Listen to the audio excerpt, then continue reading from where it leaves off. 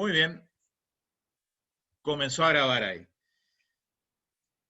Bueno, entonces en la bolilla 4 hablaron algo de manera, digamos, tangencial, algo de aceptación de herencia, ¿no es cierto?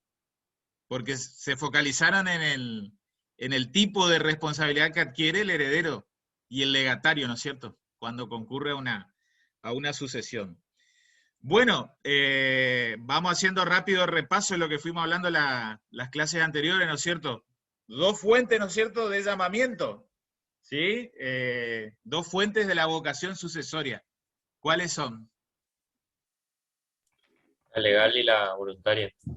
Muy bien, legal y voluntaria, ¿sí? Y es lo que conocemos, ¿no es cierto?, al llamamiento legal también, ¿cómo le llamamos? Ab intestato. Ab intestato, o también, y ahí era que pulimos un poco la terminología, llamamiento, ¿de qué tipo? ¿Se acuerdan que decíamos, no confundamos legítimo con legítima? ¿Por qué? Porque decir llamamiento legítimo es equivalente ¿a qué? A llamamiento Legal. Legal, ¿sí? Es el propio código que te llama en un orden sucesorio precisamente a suceder a la persona del causante. Bien, entonces, digamos, tres términos análogos, ¿sí?, que quieren hacer referencia al mismo sustrato lógico. Llamamiento legal, llamamiento legítimo o sucesión ab intestato. Perfecto. Por otro lado, ¿cuál es la otra fuente de vocación sucesoria? ¿Me lo dijeron? Llamamiento voluntario. ¿Está? Que es lo mismo que decir que Por El testamento. testamento. por testamento, ¿sí? Sucesión testamentaria. ¿Está? Remarcamos una vez más, ¿no es cierto? Alguien puede morir totalmente intestado, ¿sí? No dejó ningún testamento en vida. Ya saben cuáles son las formas de testar. Testamento por acto público, testamento hológrafo. Bien, su sucesión, ¿sí?, se defiere con llamamiento legal. ¿Sí? Absolutamente. Puede ser que haya testado totalmente, ¿sí?, pero de a poquito ustedes empezaron a advertir que dependiendo del elenco de herederos, ¿sí?, la libertad de testar no va a ser absoluta. Entonces ahí uno va concatenando estas nociones de legítima y porción disponible. ¿Sí? Si una persona tiene entre sus potenciales herederos descendientes, ¿sí?, recuerdan ya que su porción disponible se restringía solo a 1/3 de su herencia, ¿sí? Si no tenía descendientes, pero tenía cónyuge, ¿sí?, o ascendientes, su porción disponible se ensancha y llega a la mitad de lo que era en vida su patrimonio, a la postre luego su herencia. Bien, sobre el cierre de la clase anterior, ¿sí?, ¿se acuerdan que entonces empezamos a distinguir? No es lo mismo patrimonio que herencia. ¿Está? Patrimonio, el conjunto de bienes, digamos, en esa significación más genérica, más amplia, ¿sí?, de la noción patrimonial, comprensiva en definitiva de los derechos subjetivos patrimoniales, ¿sí?, atendiendo a esa histórica clasificación que veíamos en parte general en primer año, y los derechos subjetivos patrimoniales, a su vez, fundamentalmente se subdividen en derechos personales, derechos reales e intelectuales, ¿no es cierto? Entonces, ¿cuál era el principio general en materia de sucesión? Por regla general, ¿qué es lo que se transmite? Mortis causa. Metemos en una bolsa, digamos, ¿y qué se transmite? Todos los derechos y obligaciones patrimoniales o no patrimoniales que no se extinguen con la muerte del causante. Bien, derechos y obligaciones, ¿sí? Hablamos del contenido, ¿sí?, patrimonial, con valoración económica, ¿sí?, susceptible de apreciación pecuniaria. Bien, ¿y qué pasaba con los derechos reales? ¿Todos ellos se extinguen? No, se extinguían el derecho real de usufructo, uso y habitación. Se extinguen. Y por fuera de ellos, todos los demás se transmiten, ¿no es cierto? Se transmiten en la persona o las personas de los sucesores. ¿Está? Eso es, digamos, el panorama en materia de derechos reales. Vuelvo al cuadrito, sí, que voy a compartir la pantalla, que es el que empezamos a trabajar la clase anterior.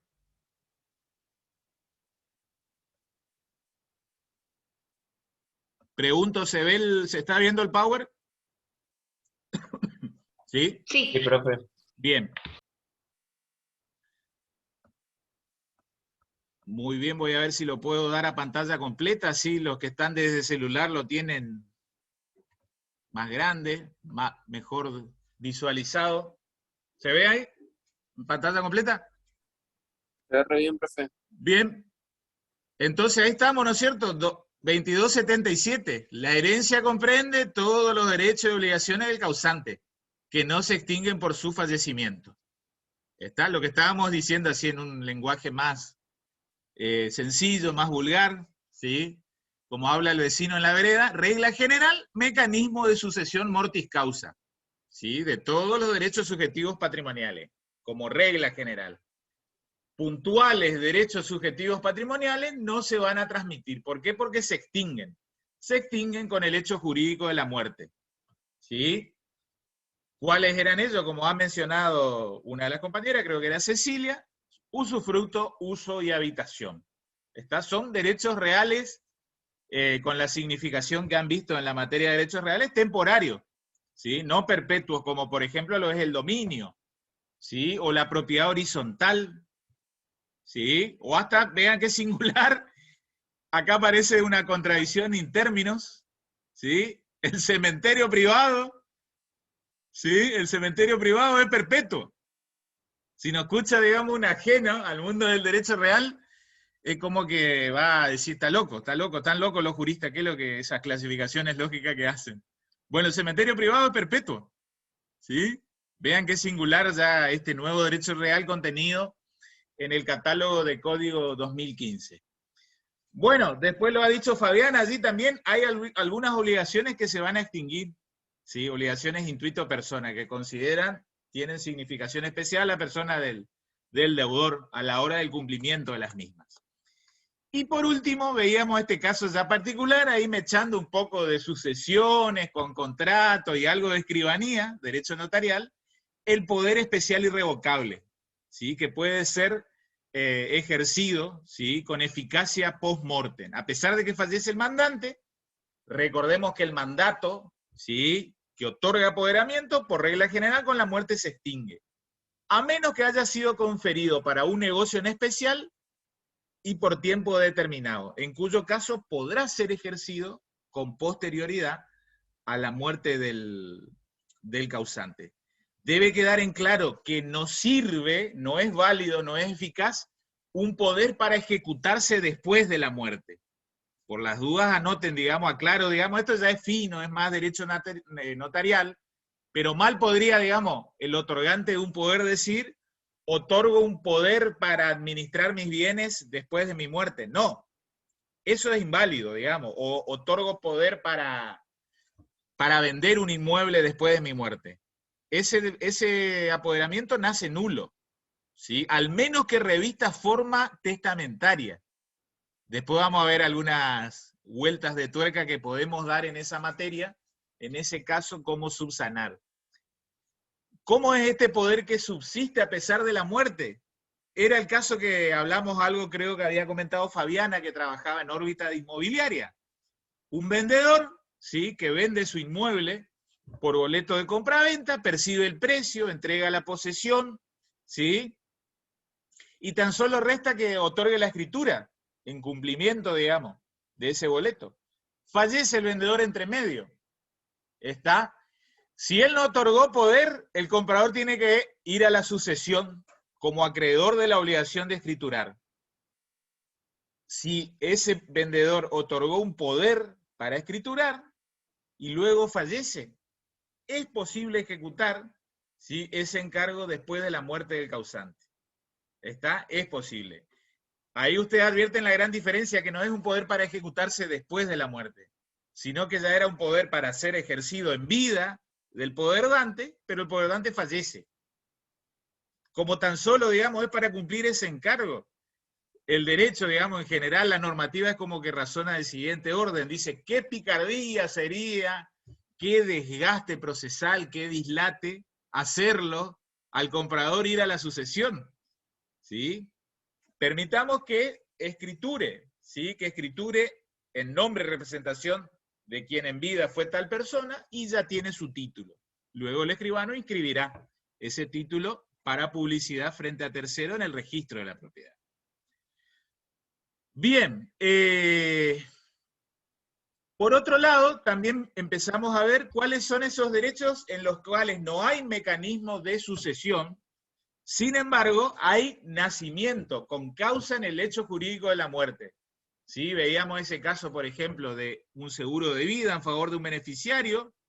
¿Sí? Entonces el beneficiario se hace acreedor de ese seguro de vida con causa en el hecho de la muerte, ¿sí?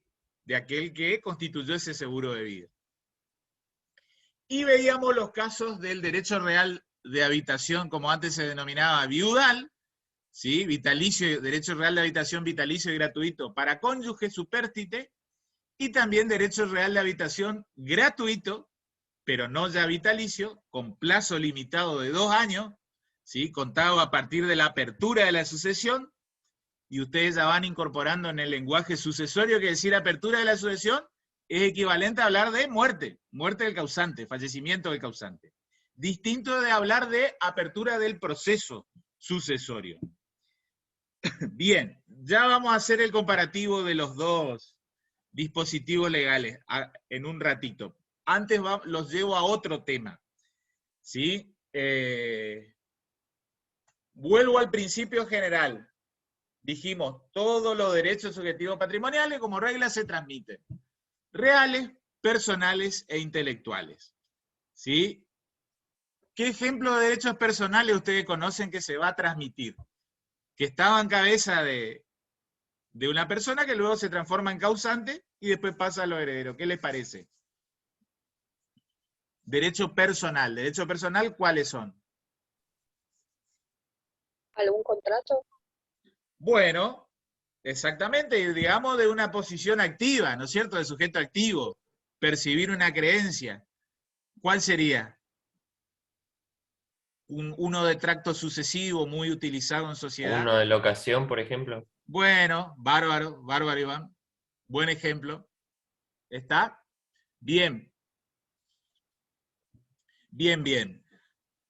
Vamos a ver ahora, otro día, digamos, para no embarrarnos tanto en la bolilla 1, vamos a hacer algún enfoque societario. Por ahí los que cursaron sucesiones comercial conmigo el año pasado, algo hablamos en sociedad anónima y en SRL. Ahí hay, digamos, unas cuantas cosas para... Pero no quiero, digamos, como no es tema específico de sucesorio, entrar en tanto detalle. Lo que sí les dije la clase anterior, recuerden que la clase que viene les dije, vamos a hablar algo de derechos intelectuales. ¿Sí? ¿Cómo es la sucesión en materia de derechos intelectuales? ¿Sí? De propiedad intelectual. Permítanme que salga un ratito de compartir pantalla, digamos, del Power, del archivo PPT. Y lo que quiero comentarles es, vamos a aclarar entonces cómo se da la sucesión en materia de derechos de propiedad intelectual. ¿Sí? Ustedes saben, es un derecho subjetivo patrimonial. Tiene importancia económica, ¿no es cierto? Pregunto, ustedes, digamos, casi que están ahí en el umbral cuarto, quinto año, ¿no es cierto? ¿Hablaron alguna vez de propiedad intelectual en la carrera? Sí, profesor. Sí, pero ya por primero, por ahí parte general. Ah, en parte general lo que hablamos con... ¿Y qué es lo que era la propiedad intelectual? ¿Recuerdan? ¿Qué era comprensivo? Decir propiedad intelectual es un género. Ahora yo voy a abrir el pizarrón, digamos, el archivo de Word y vamos a aclarar algunas cosas. Decir propiedad intelectual es comprensivo de qué. Voy Un compartiendo. derecho que se le atribuye al que inventa o crea una cosa. Bien, son frutos, productos del intelecto. Bien, bien, bien. ¿Y qué más? ¿Qué más? Voy abriendo el archivo de Word. Pregunto, ¿se ve el archivo de Word? Sí, Bueno, este era, digamos, lo que nos quedó de aquella clase. que no limpiaron el pizarrón. No limpiaron, pero no lo vamos a limpiar adrede, cosa de ir aprovechando cada clase. La clase anterior no lo pude ocupar porque no estaba media trabada mi computadora. Buena analogía hiciste, Iván. Vean, vamos a hablar de propiedad intelectual. ¿Sí? Vean. Como ha dicho Iván ahí, perfecto, es cierto, son productos del intelecto, ¿sí? Vale reconocer también que la propiedad intelectual tiene una faz moral y una faz patrimonial, ¿sí? Una faz o un aspecto moral y otro aspecto patrimonial. El aspecto moral, digamos, así, hablando muy rápido y pronto, consiste, digamos, en ese derecho a ser reconocido como el autor, creador de la obra, intelecto, de la marca o la patente. ¿Sí? Es como que el resto de la sociedad, supongamos que nosotros somos los creadores autores, nos reconozca. Digamos, hay algo de gusto de que los demás te reconozcan, que vos fuiste el autor de una idea, de un compás musical, ¿sí? De la letra de una música, de una obra teatral, o de un eslogan comercial que, por ejemplo, queda protegido con la ley de marcas. Entonces, vean, el fenómeno de la propiedad intelectual, ¿sí? Comprende tres grandes cuestiones, que la ponemos acá a continuación. Por un lado, comprende al denominado derecho de autor, ¿sí? Ley 11723, es una histórica ley de allá, creo que era de 1932, ¿sí? Siglo XX. Derecho de autor, ¿sí? La 11723 se conoce en general como ley de propiedad intelectual, pero es más restringida, porque el derecho de autor protege obras, ¿sí? Científicas, ¿sí? Literarias, artísticas, y hasta, por ejemplo, se protege el software de computación dentro de la ley de derecho de autor, ¿sí? Y el derecho de autor también confiere justo esta faz moral, ¿sí? Que un tanto acá en el sucesorio, que es primordialmente patrimonial, no nos interesa, pero sí, vaya que nos interesa, sí la cuestión o la faz patrimonial. ¿Está? ¿Qué les parece? ¿En qué consistirá esa faz patrimonial? ¿En el derecho del autor a qué? Dentro de sucesiones, No, en general, el que registra una obra artística, A literaria. percibir ganancias, regalías. A explotarlo, claro. Ahí está, explotación, ¿sí? Es un monopolio de explotación. ¿Se acuerdan que en economía, por ahí, con algunos he compartido, la cátedra de economía era, decíamos, un ejemplo de monopolio legal, es, por ejemplo, justo los derechos de autor, marca y patente, que van a ser los tres fenómenos que vamos a ver acá. Derecho a explotar, uno solo, porque uno lo registra. ¿Está? Pero no es un derecho in eternum, sino que tiene plazo determinado. ¿Está? Como que el derecho te reconoce que por determinada cantidad de años solo vos lo explote. Y si uno no lo quiere explotar, ¿qué puede hacer en todo caso? ¿Celebra qué contrato? ceder, Cesión, ¿sí? O más propiamente en el mundo de la propiedad intelectual hablamos de contrato de licencia, ¿sí? Alguien que cede la licencia sobre una obra literaria, artística, científica. Bien, vamos cerrando la idea de derecho de autor. ¿Cuál es el plazo de protección del derecho de autor? No es in eternum. ¿Alguna idea? Lo que dispone la ley. creo que como 70 años, algo así en Argentina. Tiene algo que ver ese plazo, pero ese plazo justo se ve enraizado con sucesiones. Porque, ¿qué les parece? ¿Cuál será el plazo de explotación? Vida del autor, Eso. más 70, más, Ahí y está. los años eran 70 años o algo así. 70 años post-morte. ¿Está? Entonces anoten el plazo de protección legal, ¿sí? Es un plazo, digamos, vitalicio, digamos, y si quieren pónganle más, un plus post-mortem, 70 años post-mortem. ¿Sí? Eso es en la República Argentina. Hay otros países que protegen por 50, hay otros que protegen por 80. Cuando estudien con el profesor Gabriel Sola, Derecho Internacional Privado, van a ver que hay un convenio de Berna, ¿sí? Que ahí trae unas reglas de cómo interpretar. ¿Sí? Hay veces que las obras tienen que ser protegidas en otros países, cómo se interpreta ese plazo. Entonces, ¿queda claro? Plazo vitalicio más 70 años post-mortem, pero aclaro una cuestión. ¿Desde cuándo se empieza a contar esos 70 años post-mortem? Desde el 1 de enero del año siguiente al del fallecimiento. ¿Se entiende? Pongo siempre este caso célebre y triste a la vez, ¿no es cierto? Quizás muchos de nosotros escuchamos la música de Cerati, de Gustavo Cerati. Fallecido allá por septiembre del 2014. ¿Sí? 4 de septiembre, si mal no recuerdo.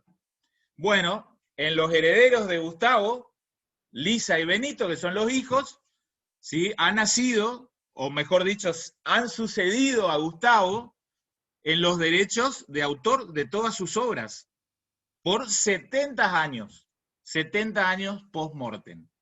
Ese es entonces el fenómeno de protección para derecho de autor. Entonces, digamos, ¿qué habrá que ver en la sucesión? Bueno, habrá que ver eso. ¿Sí? Supongamos, puede ser que sea el autor original de la idea u obra. Entonces, desde que fallece, quedan 70 años de protección.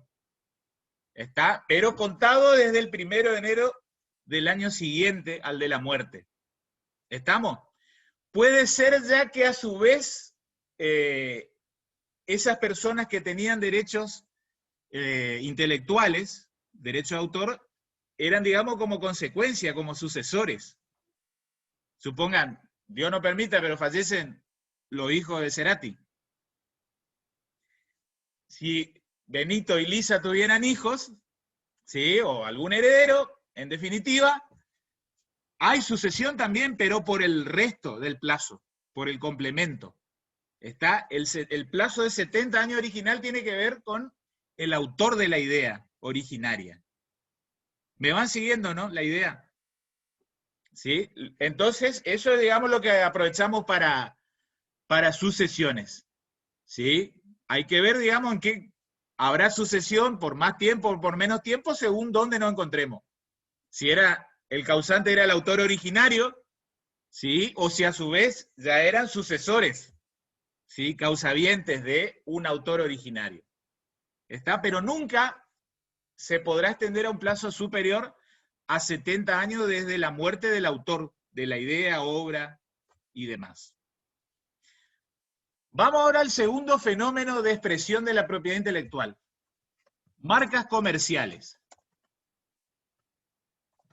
¿Sí? También integran este conjunto de derechos intelectuales. Bueno, marcas comerciales, basta ejemplificar, ¿no es cierto? Epson, Rolex, Samsung, ¿sí? La Cachuera, Lumilux, lo que sea, ¿sí? Quedan protegidos.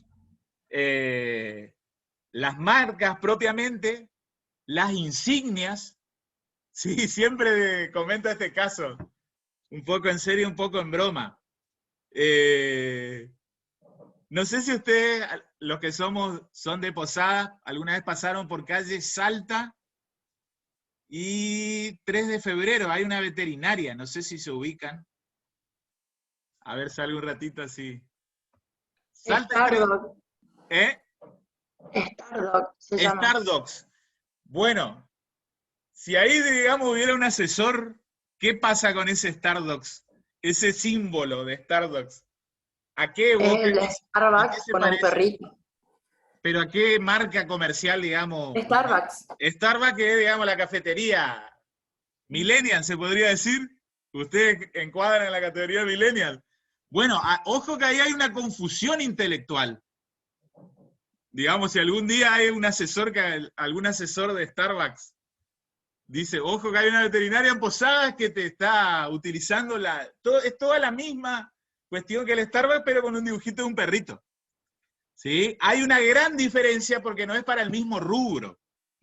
Starbucks es cafetería, Starbucks es para veterinaria. Les cuento, digamos, de una manera así, un tanto humorística, que en Paraguay, no sé si escucharon el caso del Mickey paraguayo. ¿No les suena? Después ahora, a la tarde, si tienen un tiempo, googleen en sus celulares. ¿Sí? O entren a la página de YouTube y busquen el Mickey paraguayo. En Paraguay, ¿sí? Resulta ser que había una cafetería que allá por la década del 50, ¿sí?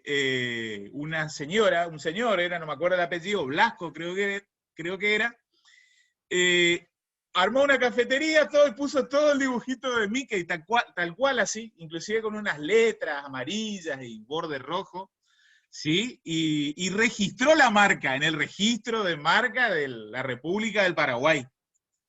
Allá por la década del 90, 91, 92, Disney, ¿sí? Lo demanda. Y el caso llega a la Corte Suprema de Paraguay. Y ganó el sujeto, el ciudadano paraguayo, en realidad los herederos. ¿Sí? Ganaron. Ganaron el caso, digamos, es lo que comentan, el Mickey paraguayo que le ganó a la todopoderosa Disney. Ustedes saben que Disney prácticamente hoy es un monopolio del entretenimiento. Bueno, ¿por qué le ganó? Porque ellos utilizaban la marca solo para el rubro, digamos, de confitería, no para entretenimientos y demás. Pero bueno, después miren, busquen el caso de... Acá hubo un caso parecido con Sarcani, que había una carnicería que se llamaba San Carni.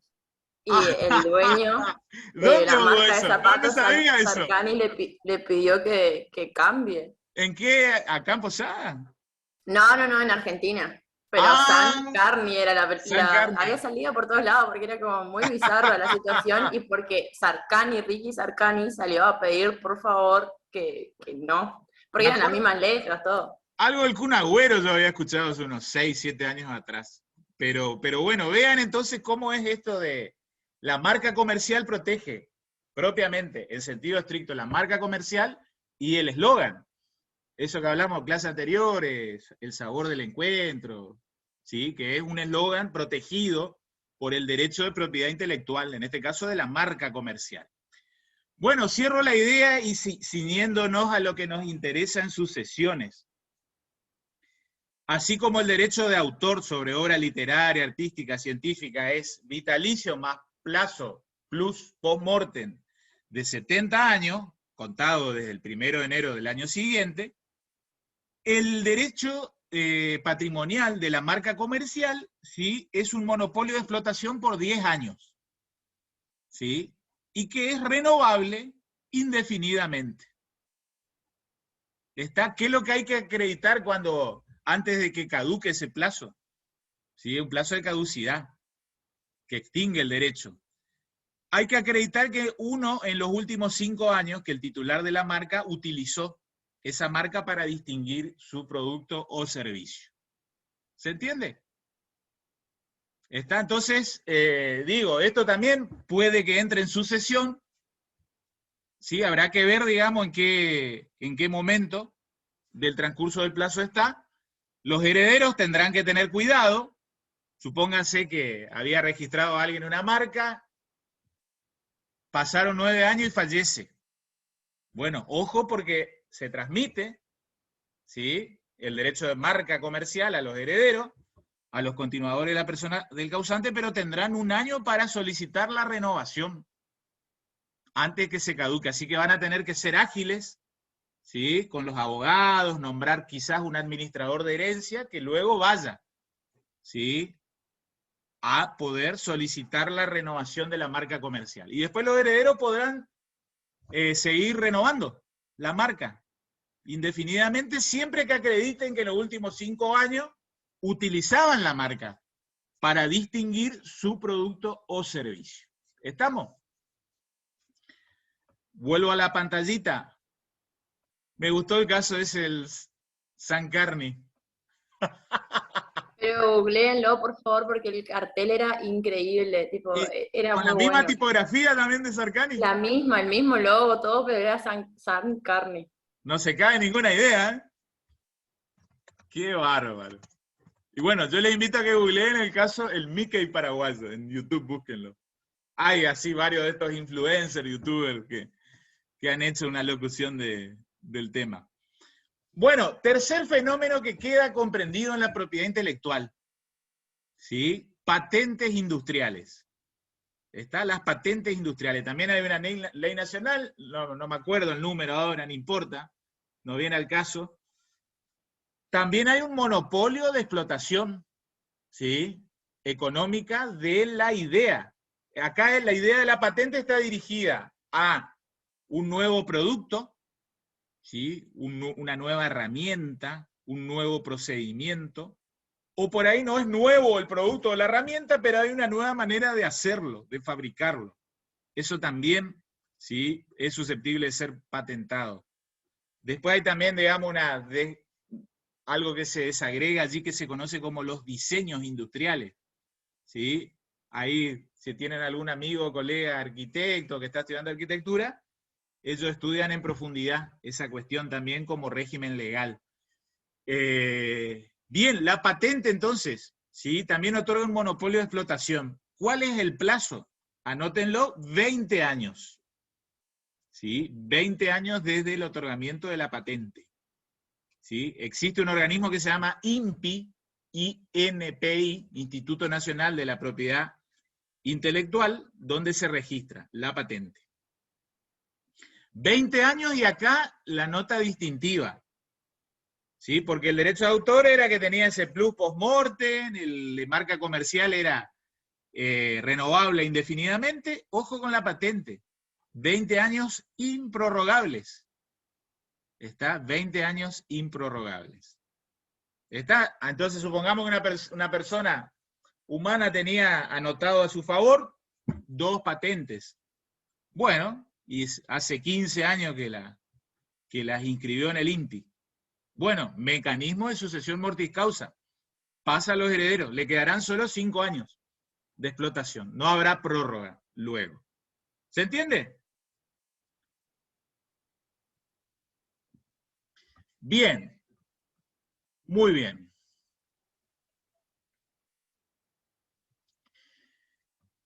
Entonces, de tal manera, vean, hicimos el enfoque sucesorio para los derechos patrimoniales, reales, personales e intelectuales. ¿Sí?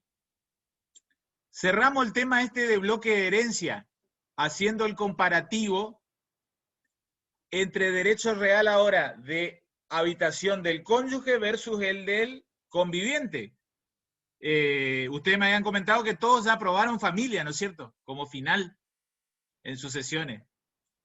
Bien, vamos a la lectura de los artículos, ¿sí? Profe, Sí, Fabricio. antes de seguir, ¿le puedo hacer una pregunta? Sí, Fabricio. En el caso de patente, si bien el plazo de vigencia es como mucho menor, es mucho más corto, en ese caso, como por así decirlo, proteger tu derecho intelectual, vos no podés, una vez que finaliza el plazo de la patente o antes de que finalice, reservar los derechos en base a los derechos de autor, porque como los derechos de autor son como más extensos. Y el tema es que tienen otro objeto de protección. El ¿Cuál derecho de sería autor entonces? protege una obra literaria, artística, musical. No te va a poder proteger la manera de fabricar algo. Supónganse, qué sé yo, estos dispositivos, ahora que inclusive a nivel nación o provincia, que ven estos test de COVID, todos esos aparatitos que se están creando por los científicos de las universidades, eso se patenta. ¿Sí? Y bueno, hay a veces autores individuales, a veces autores colectivos, pero es otro el objeto de protección. ¿Saben qué se protege la patente industrial? ¿Qué se protege con las patentes? Los medicamentos, las vacunas. Ojo con ese tema, ¿sí? No sé si, como para que tengan una idea por ahí, uno más o menos en nuestra edad casi no toma tantos medicamentos y demás, pero uno siempre está ayudando a los familiares, amigos y demás. ¿Qué es un remedio genérico? Por ahí escuchan, ¿no? Misma droga de un laboratorio por ahí un poco más económico, sin tanta Bien. marca. ven que hasta a veces los remedios genéricos son fabricados por los ministerios de salud de las provincias, sin marca comercial. El remedio genérico es un remedio cuya patente ha caducado, ¿se entiende? Entonces cualquiera puede fabricarlo. Suponga, qué sé yo, un medicamento hipertensivo moderno que se patentó en el 2005. Bueno, hasta el 2025 el laboratorio va a poder explotar económicamente exclusivamente ese medicamento. Desde el 2025 el Ministerio de Salud de la provincia, si quiere hacerlo, lo va a poder fabricar y después vender, revenderlo. Así funciona la patente. ¿Ven cómo es la atribución de derechos económicos exclusivos de explotación? Bien. Les decía, vamos a esos derechos que nacen con motivo de la sucesión. No hay sucesión, sino que nacen con causa en el hecho de la muerte. Derecho real de habitación, vamos al vitalicio. ¿Sí? Voy a compartir el código.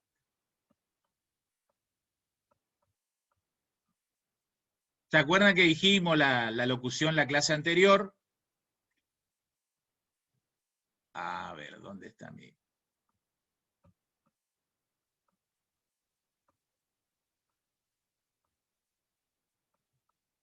Ahora creo que sí. Power. Uy, no me aprecio. Acá está. Ahí está.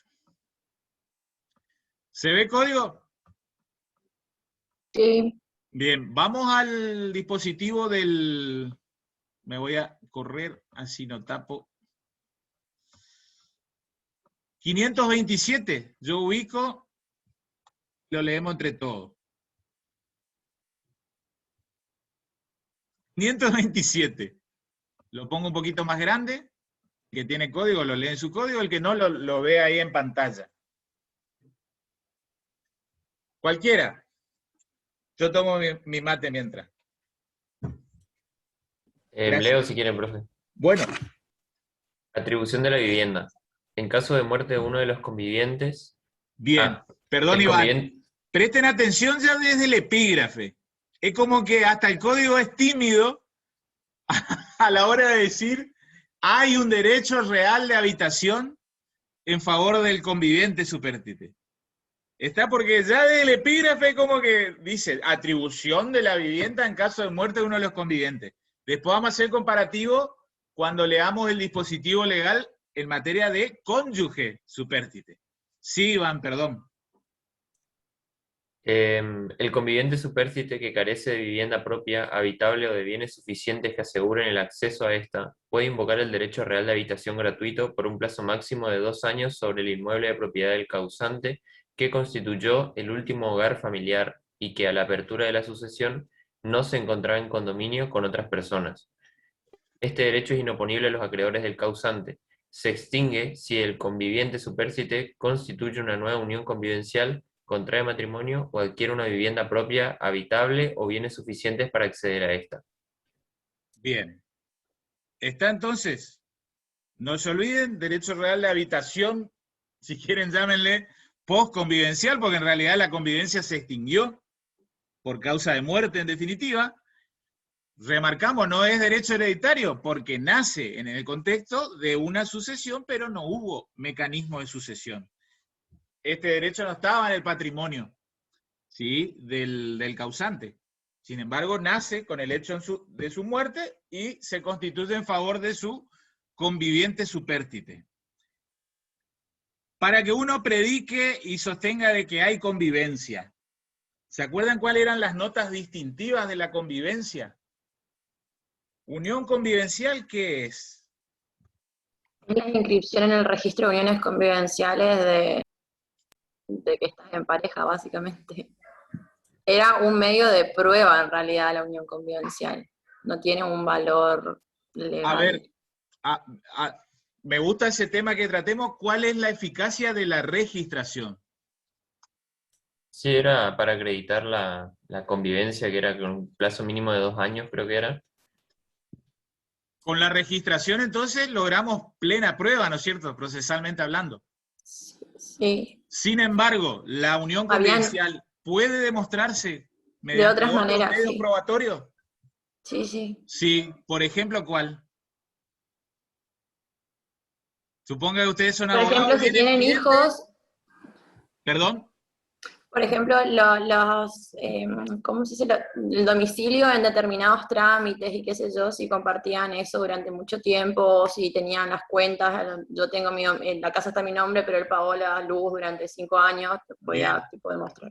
Hay otros medios probatorios, o sea, uno puede recurrir a otra batería de pruebas, por ejemplo, afiliación a una obra social o a una prepaga, hasta prueba testimonial, digamos, hasta prueba indiciaria, hasta la existencia de hijos en común que hacen presumir o presuponer.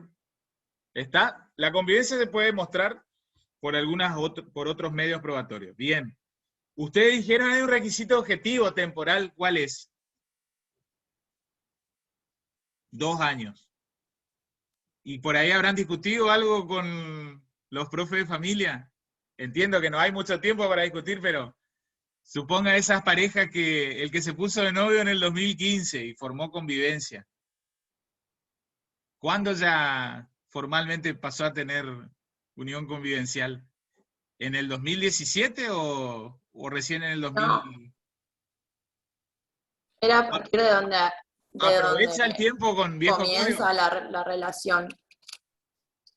Bueno, ahí hay unos fallos medio contradictorios que hubieron al inicio, jurisprudencia un tanto contradictoria entre sí, pero se toma desde que ha iniciado, sin importa que ya lo era bajo la órbita del viejo código, porque bajo el viejo código quedan claro que no había ningún estatuto para la unión convivencial. Bueno, entonces ese es el estatuto, ¿sí?, del derecho real de habitación para el conviviente supérstite. Ahora bien, el código le pone varios reparos al conviviente para que se aproveche ese derecho. ¿Sí o no? ¿Qué les parece? Sí, no podía formar pareja, o sea, y después si tenía un inmueble a su nombre tampoco podía usarlo ni casarse en ese transcurso. Bien, que vamos a ver ahora tiene qué diferencia también con el conyugal. ¿Sí? Anoten que tanto este caso de unión convivencial como el de derecho real de habitación conyugal es un caso de adquisición legal de ese derecho real. Como se suele decir técnicamente, ipso iure. Está de pleno derecho. De pleno derecho. Veo por chat, Panenco Macarena, ¿qué unidad es esto? Bolilla 1 aún. ¿Sí? Porque estamos hablando del contenido de la herencia. Adquisición ipso iure. ¿Está? Después les paso el artículo en el que expresamente el código menciona que es un derecho real que no nace, digamos, por acuerdo o voluntad de las partes. Vean que es singular. ¿Sí? Porque la inmensa mayoría de los derechos reales nacen con causa en un convenio o contrato. Acá es el código que dice, nace un derecho real de habitación en favor del conviviente supérstite. ¿Está? Y por el plazo de 2 años, contados desde la apertura de la sucesión. Hagamos de cuenta que ustedes son los abogados entonces del conviviente o la conviviente. ¿Ustedes qué hacen? Fallece el causante. Demostrar la convivencia en principio. Bueno, bien, bien, Mariela. ¿Pero a dónde se presentan?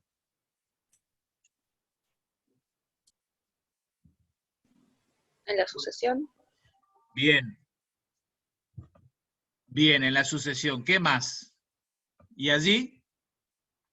¿Qué van a hacer? Suponga que tienen que armar el escrito. ¿Ustedes tienen patrocinio o representación de él o la conviviente supérstite? ¿Qué hacen? No es heredera, ¿no es cierto? Ustedes dirán, uy, ¿qué hace una conviviente en un sucesorio, ¿no es cierto? Sin embargo, tienen que ir con él o con ella a bregar por sus derechos, a la sucesión del causante. Suponga que habían 3 hijos. Los 3 hijos van para querer acreditar investidura. Herederos. Pero ustedes van a pedir otra cosa. Pregunto, yo recién les dije, es ipso iure, de pleno derecho, todo muy lindo. color de rosa, pero ¿será que es tan ipso iure? ¿Opera de pleno derecho? ¿Qué les parece? Pónganse en el rol de abogados. Ojo que esto está ocurriendo, ¿eh? Hay interesantes casos de jurisprudencia ya, en los últimos 3 años. Y primero de todo, decirle al cliente que no salga del lugar, o sea, que no se vaya. Que se atrinchera ahí. Claro. Bien, bien, bien. Vamos a la sucesión. Entonces, ¿qué hacen? Presentan un escrito, invocan el derecho, ¿no es cierto?, por su cliente, artículo 527, y como derecho real, ¿qué es? ¿Qué necesita? Ustedes lo estudiaron en reales. Todo derecho real sobre inmueble necesita ¿de qué? Justo título. Está bien, el título en este caso es el hecho jurídico de la muerte. Los derechos reales, para simple publicidad y oponibilidad. Cliente registrado. Registración. Entonces, ¿qué le van a pedir al juez del sucesorio? Que inscriba el derecho de habitación. Cuanto menos que ordene la inscripción, anótenlo, del derecho real de habitación. Ven ahí están aprendiendo un consejito práctico de cómo hacer valer este derecho. Que ordene la inscripción. Entonces, ¿ustedes qué van a tener que redactar? Vamos a la parte práctica. Esto de sucesiones práctico 1, digamos. ¿Qué van a tener que redactar? Porque el abogado, el secretario juzgado le pone unos sellitos, juzgado civil 1, 2, 3, 4. Pero ¿quién redacta ahí algo? Un instrumento que es con el cual uno, por ejemplo, anoticia el registro de la propiedad, las piezas procesales de un sucesorio. ¿Qué tienen que redactar? ¿Los qué? Por ahí por procesal que han visto. Los oficios. Ustedes deben redactar ustedes mismos en su computadora los oficios. Van a tener que poner oficio, número y dejar un lugar para que después el secretario juzgado ponga el número. Y después van a tener que relatar, transcribir las piezas procesales. Por ejemplo, el auto de apertura de la sucesión de este causante. ¿Sí? Porque en algún momento va a haber un auto interlocutorio del juez de ese sucesorio que dice, ¿sí?, declárase abierto el juicio sucesorio de Manuel Ramírez. Ustedes van a tener que transcribirlo. Después en otro lugar, de ese mismo oficio, van a poner a fojas tanto se presenta Josefina Martínez, invocando el carácter de conviviente supérstite. A fojas 25 el juez ordena inscripción del derecho real de habitación por el plazo de 2 años. Y ustedes redactan todo eso, después el secretario juzgado le pone firma y sello. Y ustedes mismos tienen que ir a llevar al registro para obtener inscripción registral. ¿Se entiende? Así hay que hacer valer el derecho real de habitación del conviviente supérstite. ¿Estamos? Eso es para conviviente. Vamos ahora al dispositivo legal para el cónyuge. ¿Sí? Vamos para el del cónyuge. 2383 del Código.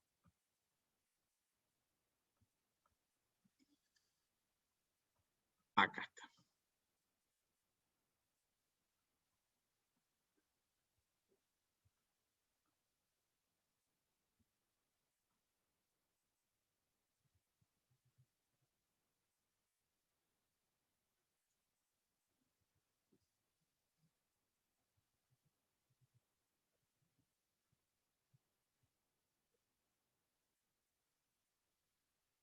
$23.83, vamos a leerlo.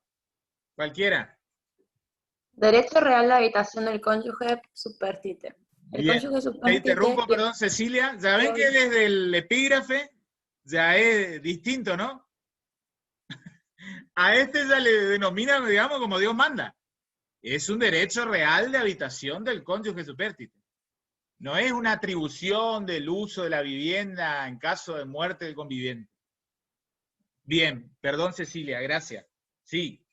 El cónyuge supérstite tiene derecho real de habitación vitalicio y gratuito, de pleno derecho sobre el inmueble de propiedad del causante, que constituyó el último hogar conyugal y que a la apertura de la sucesión no se encontraba en condominio con otras personas, Este derecho es inoponible a los acreedores del causante. Bien. Ven que es un dispositivo legal más sencillo que el de conviviente, no le pone tanto reparo, digamos, de causales de extinción. Bueno, no se olviden, es vitalicio y gratuito. ¿Cómo supongan que les toca ese caso en suerte? A la conviviente. A la o el cónyuge. Bueno, hay que hacerlo valer también. Más allá de que es ipso iure, va a necesitar inscripción registral. Y acá con mayor énfasis. Porque como es vitalicio, puede ser un poco, creo que Fabiana comentaba, por ahí si hay una persona que se casa con una persona muy joven, fallece el causante, puede ser que sean 20 o 30 años de derecho de habitación, gratuito. Y para, digamos, ponerle un moño, hagamos que ese derecho sea oponible frente a terceros. Inscribamos en el registro de la propiedad. También van a tener que redactar, ¿sí?, el oficio con las piezas procesales. Pero acá una gran diferencia, ¿no es cierto?, con conviviente. ¿Por qué? ¿Qué pasa con esta o este cónyuge heredero? Tiene derecho hereditario. Tiene derecho hereditario. ¿Ven cómo llega un poco huérfano el conviviente a un sucesorio? ¿Y cómo llega, digamos, con buena protección el cónyuge supérstite? Bueno, ahí yo creo que vuelvo a reiterar, disculpen que sea tan cargoso el profesor, van a decir, hay que empezar a trabajar en los derechos hereditarios del conviviente, ¿sí? Para que se haga respetar. Ustedes van a representar, sí, los intereses, muchas veces, de conviviente supérstite. Bueno, así es el funcionamiento de estos dispositivos legales de convivencia y de habitación conyugal. Una cosita más, digamos, creo que lo planteaba muy bien Fabiana la clase anterior, esto de, debe quedar en claro que si hay herederos con derecho a ese bien, vivienda supongamos, esto está discutido, pero va yendo la línea jurisprudencial en el sentido de interpretación siguiente. Si hay un conviviente o un cónyuge que ejerce su derecho de habitación, eso no impide que el bien entre en partición. Pero lo que hay eventualmente es una partición de nuda propiedad. Los herederos quedan, supongamos que era uno solo como propietario de dominio, digamos, desmembrado, nuda propiedad, y si eran varios, es un condominio desmembrado. En el sentido de decir, deben soportar, deben tolerar el ejercicio del derecho de habitación, por él o la conviviente, o por él o la cónyuge supérstite. Una vez que se extinga ese derecho, por plazo en el caso del conviviente, o por muerte en el caso de cónyuge, él o los herederos consolidan el dominio pleno sobre el bien. ¿Está? Ese es el funcionamiento. ¿Alguna preguntita de estos temas de herencia? ¿No? Por ahora no. Bien, paso la lista, ¿les parece? Y después seguimos con... Vamos a empezar, ¿saben qué? El próximo tema, nos metemos en el berenjenal de ley aplicable. Ahí también tenemos para navegar. Paso la lista de asistencia, si cortamos un poquito, y nos despejamos.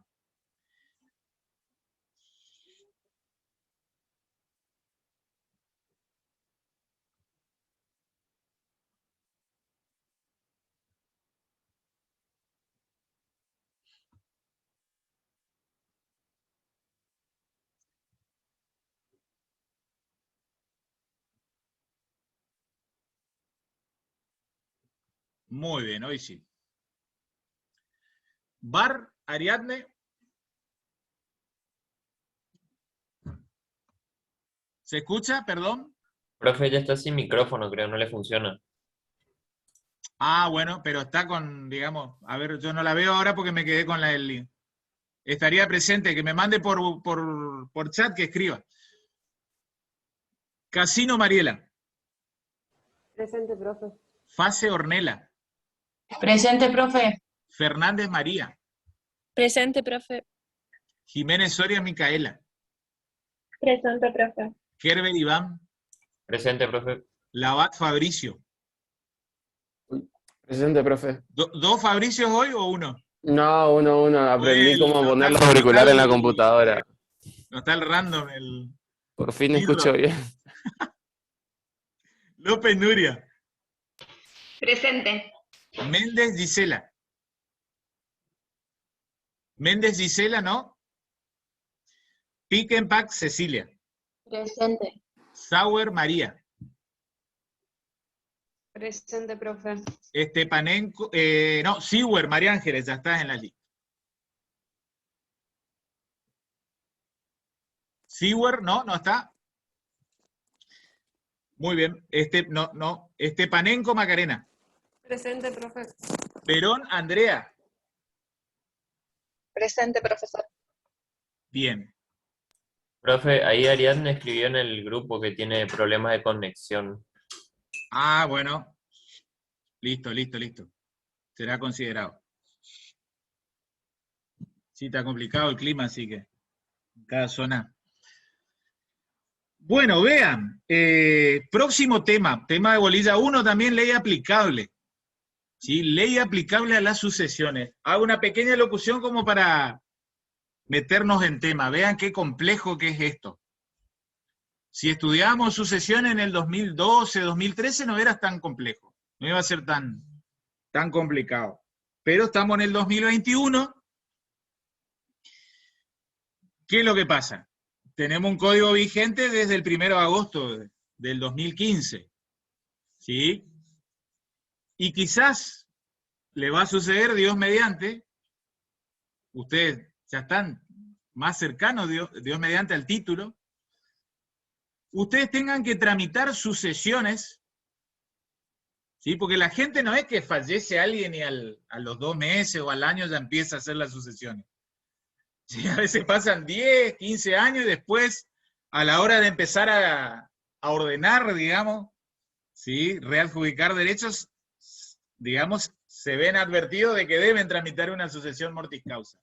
¿Qué les va a pasar? Nos pasa a nosotros, hablo nosotros como escribanos, digo, de ejercicio de la escribanía en este caso, pero le pasa a mis colegas abogados. Muchas de las sucesiones que deben tramitar son de causantes que fallecieron antes del 1 de agosto del 2015. ¿Se entiende? Entonces ahí, aquí, digamos, la gran pregunta, la gran cuestión. ¿Qué ordenamiento aplicamos a esa sucesión? ¿Código de Vélez o Código Civil y Comercial 2015 unificado? Proyecto Lorenzetti, Hayton, Kemmelmayer. ¿Qué les parece? Les tiro de ahí la pregunta. ¿Qué les parece? Hablemos un poco. El código de Vélez, si es anterior al 2015, al 1 de agosto. ¿Por qué? Porque no me acuerdo qué artículo, pero uno dice que el derecho aplicable a la sucesión es el derecho vigente al tiempo de la muerte del causante. Bien. Muy bien. Bárbaro, Fabiana. ¿Diste la pregunta? En la tecla. Entonces ahora yo voy a empezar a compartir unas plaquitas como para hacer la locución e ir profundizando esa cuestión. Que como regla general no va a escapar, no se va a ir muy lejos, digamos, de lo que sostuvo Fabiana. ¿Sí? Primer gran distinción, ver en qué día falleció. Si falleció 1 de agosto del 2015, ¿qué aplicamos? El código El nuevo. código nuevo, ¿ya? Justo, supongamos, el día de entrada en vigencia. Vean.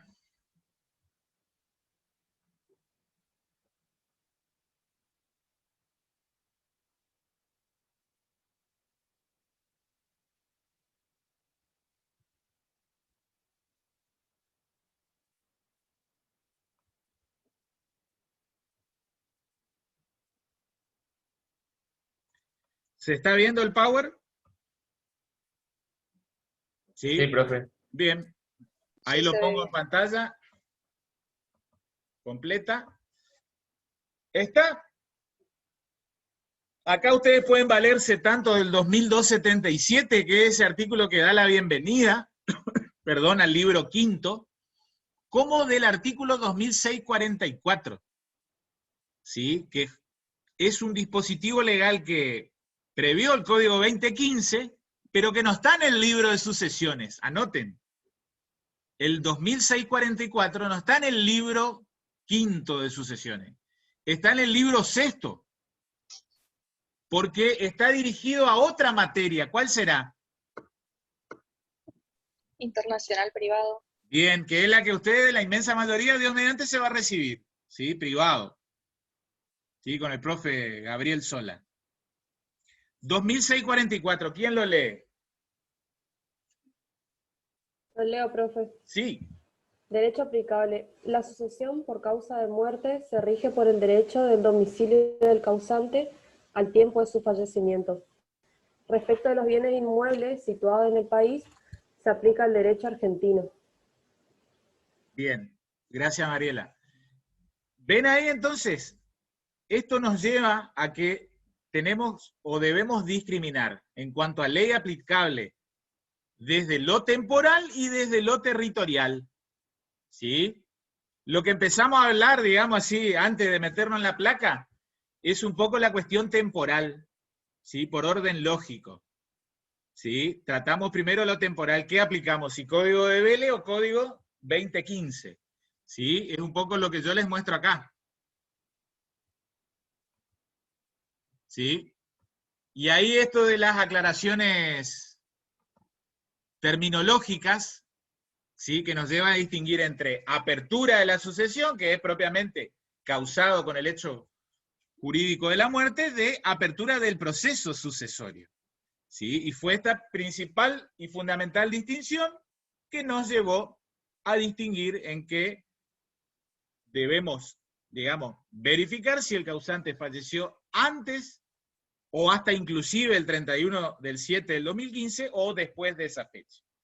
¿Sí? Si falleció antes, la respuesta contundente, como la ha dado Fabiana, código de Vélez. ¿Y qué les parece? ¿Ven de estas primeras 3, 4 clases que van teniendo conmigo? Ya es la tercera, con Amanda tuvieron 2, 5, 6 clases. Ven que fuimos advirtiendo de que hay diferencias, ¿no es cierto? ¿Qué diferencias se acuerdan así, muy al pasar, entre lo que era el código de Vélez respecto del código nuevo? Por ejemplo, el Instituto de la Desheredación. Bien, bien. Instituto de la Desheredación. ¿Está? Entonces, en el nuevo código no hay. Y en el viejo código sí estaba presente. Otra diferencia. Algunas terminológicas, por ejemplo, lo de beneficio de inventario y ahora es la de responsabilidad. Bien, limitada. ahí estudiaron con Amanda. Esto de la responsabilidad limitada.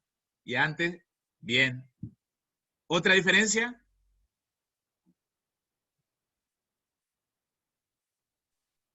Si entran al aula... Lo que vimos recién también del conviviente. Bueno, que ahora tiene... Bien, que Las partes legítimas. Las cuotas legítimas, que se han reducido, ¿no? ¿Se acuerdan? La de los descendientes antes, ¿cuánto era?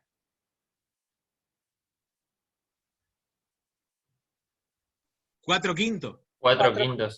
Y ahora se redujo a 2/3. La de los ascendientes, que era 2/3, se redujo a 1/2. Y la del cónyuge se mantuvo inalterada. 1/2, la mitad. Otra diferencia.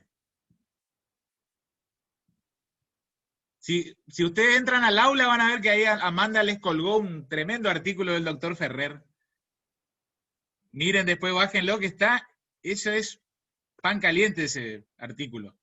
Él lo escribió allá por julio del 2015, antes de que entre en vigencia. Otra diferencia. Se derogó el instituto del testamento cerrado. Bien.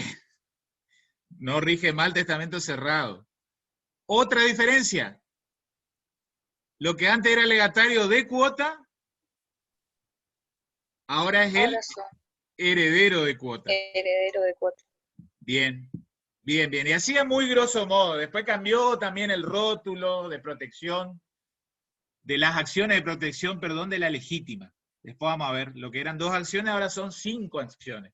Se complicó la mano ahí, digamos. Bueno, entonces desde lo temporal vean qué singular, ¿sí? Que es que a algunas sucesiones, entonces, que vamos a tramitarlas procesalmente hablando, ¿sí? En justicia, monopolio judicial, le vamos a tener que seguir aplicando viejo código. Esa cuestión, ¿cómo se conoce desde la técnica jurídica? Don Dalmacio Vélez Arce, si se despierta, va a estar contento, porque va a decir, mi ordenamiento jurídico sigue teniendo vigencia.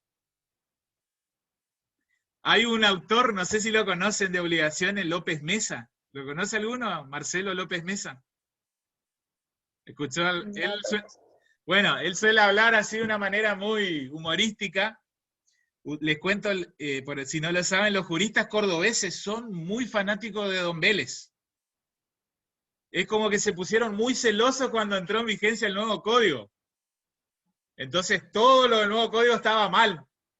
Entonces López Mesa dice, son las viudas de Vélez.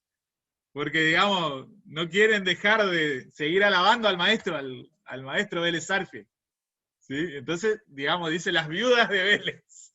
Bueno, acá, digamos, en cierta manera, las viudas de Vélez van a estar contentas o contentos, porque sigue habiendo aplicación del Código Velezano a situaciones que tenemos que resolver hoy en día. ¿Eso cómo se llama? Retroactividad de la ley. Ultraactividad, ¿no? Retroactividad de la ley. Ultraactividad. Porque un código ya derogado, en general, para la inmensa mayoría de relaciones y situaciones jurídicas, sigue teniendo eficacia para supuestos específicos, prácticos. ¿Está? Entonces vean cómo seguimos aplicando código de Vélez. De allí que no es caprichoso de que siempre vamos haciendo el comparativo. ¿Ven qué importante que es? Porque les puede tocar sucesiones que van a tener que aplicar código de Vélez. ¿Está? Y por unos buenos años, yo me imagino hasta un 20 años más todavía. ¿Sí? Vamos a tener que aplicar en algunas sucesiones código de Vélez. Bien, es la ultraactividad, anoten, es la ultraactividad del Código Velezano en materia sucesoria. ¿Está? No les quiero complicar para estas primeras clases, pero anoten que también hay consecuencias importantes desde lo temporal en materia testamentaria. ¿Sí? Porque después vamos a distinguir y vamos a ver cómo en materia de testamento hay una ley aplicable a las formas. Y después hay otra ley aplicable a la nulidad o al contenido. ¿Sí? O a la capacidad hasta del testador. Es complejo, no quiero, digamos, traer la sucesión testamentaria ya para no complicar la clase de hoy. Por ahora vamos a trabajar más a nivel de sucesión ab intestato, legítima, llamamiento legal. ¿Está? Bien, lo temporal entonces no se olviden esto. Esa fundamental distinción, el umbral temporal, el antes y el después, ¿sí? Al 1 de agosto del 2015. Vamos a lo territorial ahora. ¿Sí? También tenemos que plantearnos esta situación de qué ley aplicamos, ¿sí? ¿Qué ley aplicamos desde lo territorial? En el mundo más genérico del derecho sucesorio hay 2 grandes sistemas, ¿sí? Sucesorios de aplicación de la ley. El sistema de la unidad y el sistema del fraccionamiento. En el siguiente sentido, el sistema de la unidad promueve que a toda la sucesión se le aplique una sola ley. El sistema de fraccionamiento admite de que a una sucesión le resulten aplicables distintos derechos. ¿Sí? Supongamos un derecho argentino, un derecho brasilero, un derecho chileno, un derecho español. ¿Sí? Otra cosita que voy aclarando, no confundan por favor ley aplicable con juez competente. Una cosa es la ley aplicable, otra cosa es la competencia. ¿Sí? Por ahora, en Bolilla 1 más que nada trabajamos ley aplicable. Sin embargo, después yo ya hablo de competencia, ¿sí? Que es un tema de la bolilla 15, pero es bueno tratarlo ya en la bolilla 1 también, algunas cositas. Vuelvo al tema de ley aplicable. A nivel global, digamos, de derecho comparado, los países que siguen el sistema de la unidad, hay a su vez dos grandes subgrupos. Algunos países dicen, hay que aplicar a la sucesión de una persona un solo derecho. Y tomemos como punto de conexión que determina el derecho aplicable, algunos dicen la nacionalidad. ¿Sí? Es por ahí el sistema más tradicional, sistema europeo, jurista italiano, Mancini, siglo XIX. Él proponía que siempre la sucesión mortis causa, por causa de muerte, quede determinada y se aplique un solo derecho, atendiendo al lugar de nacionalidad del causante. Otros países, en cierta manera el sistema preponderante en la actualidad, ¿sí? Y que es el que adopta, en cierta manera como principio general el derecho argentino, toma como punto de conexión, esto que les digo, punto de conexión es inclusive una denominación propia del derecho internacional privado, ya de a poquito van a ir familiarizándose. Uno puede tomar como punto de conexión o la nacionalidad, que te determina derecho aplicable, o el domicilio. ¿Sí? Y cuando hablamos de domicilio, hablamos de último domicilio. ¿Sí? A ver, veo el chat, parece que hay algo. A ver, salgo un ratito que dice... Ah, Gisela Méndez. Bien, Gisela, que te pudiste conectar. Vuelvo a la pantalla. Muchas gracias, profe. Bien. Profe, ¿y si el causante tenía una doble nacionalidad? Bueno, no nos compliquemos porque ese no es nuestro derecho. Pero va a haber un elemento preponderante. ¿Sí? Para aquellos países. Vean, ya en la época de Vélez, don Vélez cuando hizo nuestro proyecto de código, ¿recuerdan el año en que entró en vigencia el código? 1871, creo. Exacto. Bien. Ya lo elaboró desde el 64, 65 en adelante. ¿Sí? En esa época, no se olviden, Constitución 1853, ideales de Juan Bautista Alberdi, ¿qué decía? Argentina no era un país que estaba poblado, ¿no es cierto? Entonces Alberdi, en bases y principios, ese libro pilar de nuestra Constitución, ¿qué sostenía? Gobernar es ¿qué? Poblar. Poblar. Inmigración. Somos un país de inmigración. Si empezamos a indagar acá el origen, ¿sí?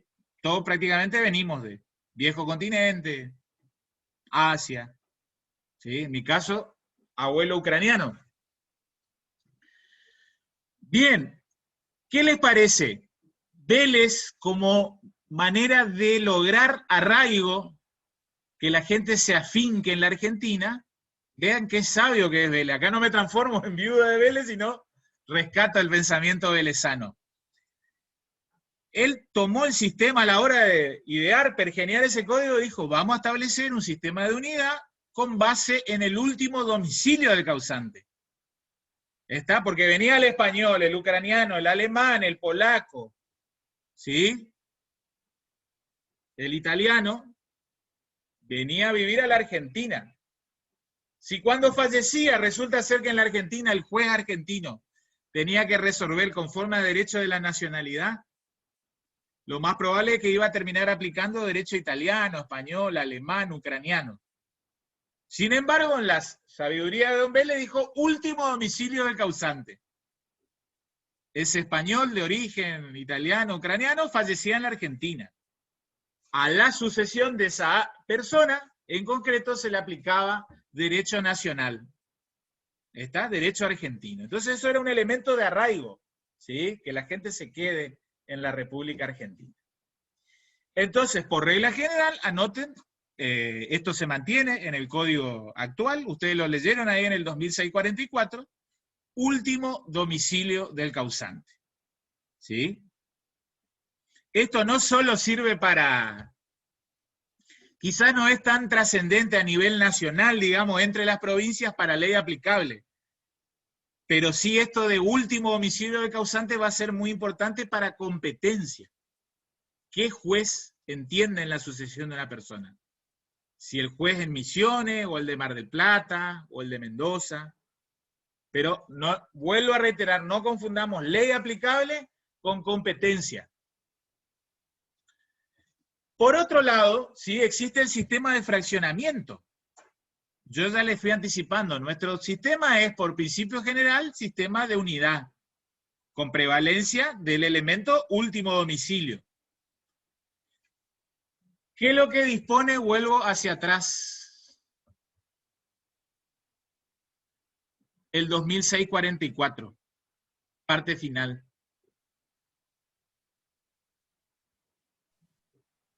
Que a todos los bienes que están dentro de la República Argentina se le va a aplicar siempre derecho argentino. Bien. Les cuento, la inmensa mayoría de países tiene un dispositivo similar.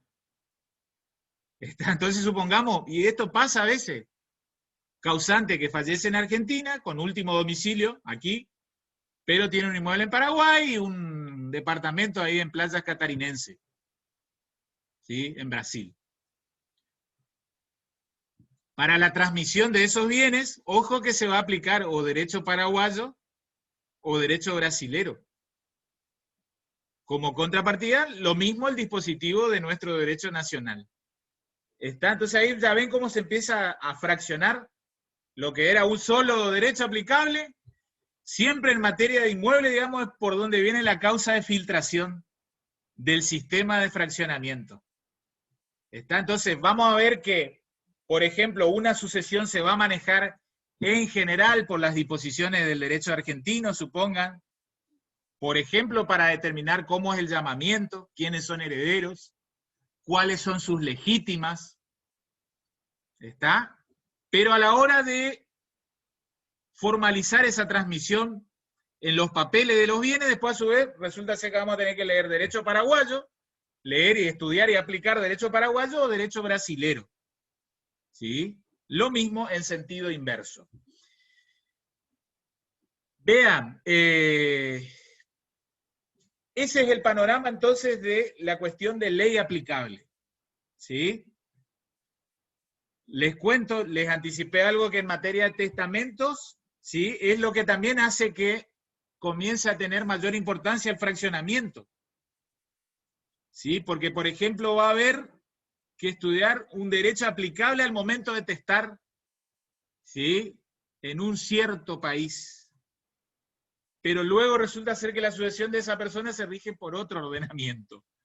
Entonces, vuelvo a reiterar, ¿cómo llega el sistema de fraccionamiento? Llega porque a una sola sucesión terminamos aplicando distintos derechos nacionales, ¿sí? Pero bueno, es como para que tengan este primer pantallazo introductorio. Vean. Pregunto, ¿se entendió lo de ley aplicable? Debemos distinguir la cuestión temporal de la territorial. La cuestión temporal es ver ese umbral pre o post 1 de agosto de 2015. En lo territorial, en cuanto a ley aplicable, tenemos que hacer esa fundamental distinción entre sistema de unidad y de fraccionamiento. Nuestro derecho nacional ha perseguido, ¿sí? Ha ideado, pergeniado, primordialmente seguir el sistema de unidad, con base en el último domicilio del causante. ¿Está? Último domicilio del causante. Vamos a profundizar algunas cuestiones acerca de último domicilio, o concretamente domicilio. ¿Qué es el domicilio? Antes que nada, ¿qué es lo que es? Un atributo de la personalidad. Bien. ¿Cómo lo definimos? Como el lugar 20, de 15. residencia de la persona.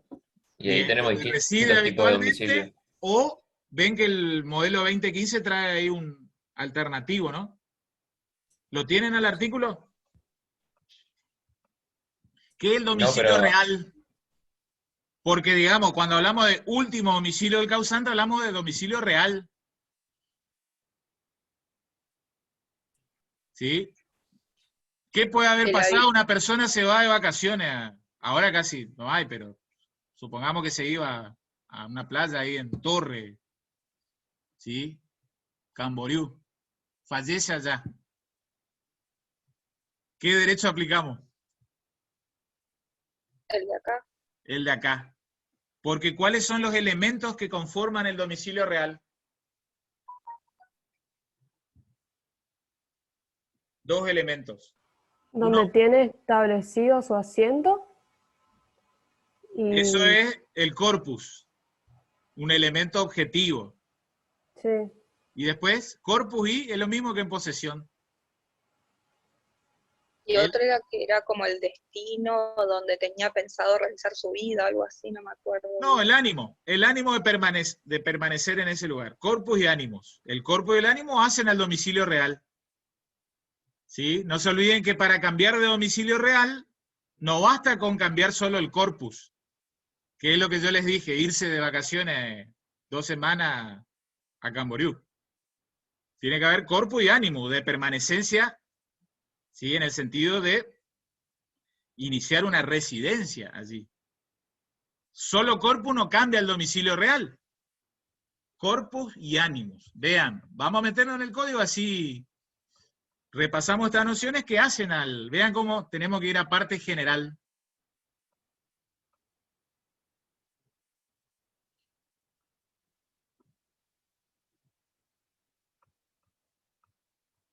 Comparto el código.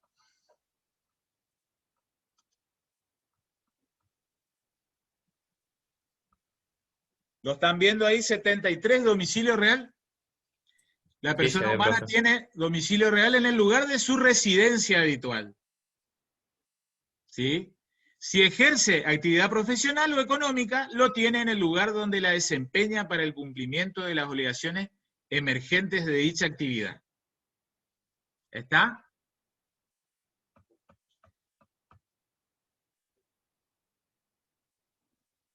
Cambio de domicilio, 77. El domicilio puede cambiarse de un lugar a otro. ¿Sí? Esta facultad no puede ser coartada por contrato ni por disposición de última voluntad.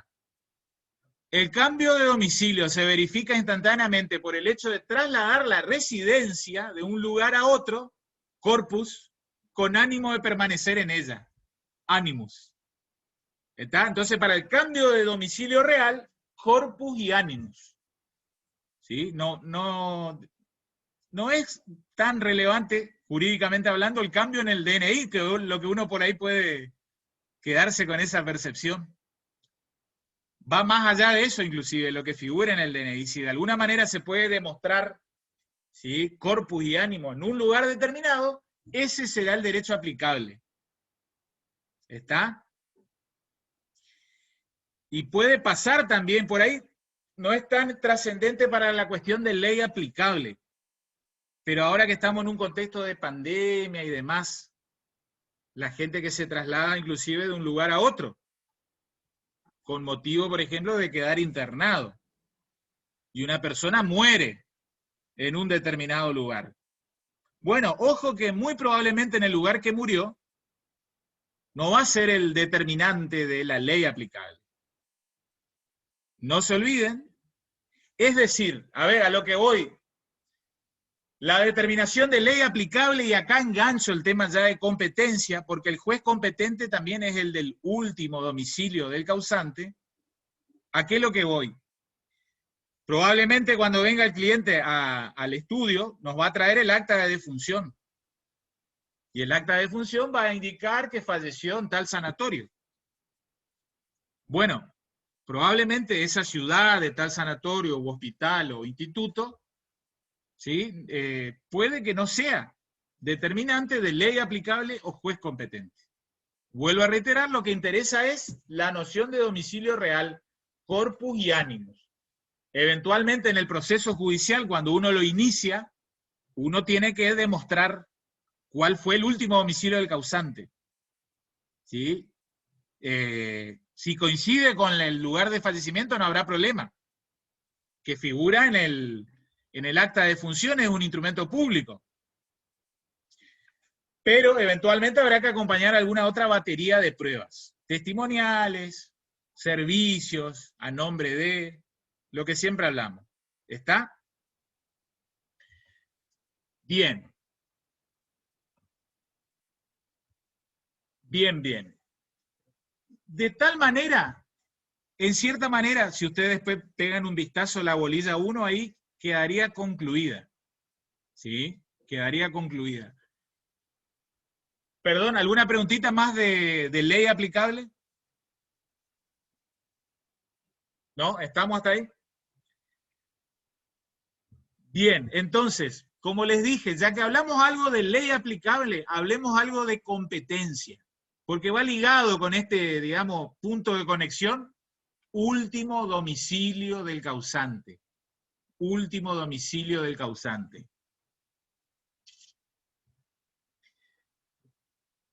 Bien. ¿Por qué va ligado? Vean, anoten que este tema ya es de bolilla 15. ¿Sí? Que ojalá tengamos suerte de llegar a hablar algo de proceso sucesorio. ¿Sí? Proceso sucesorio. Es, digamos, cuestiones de índole práctica también. Proyecto la siguiente placa, vean.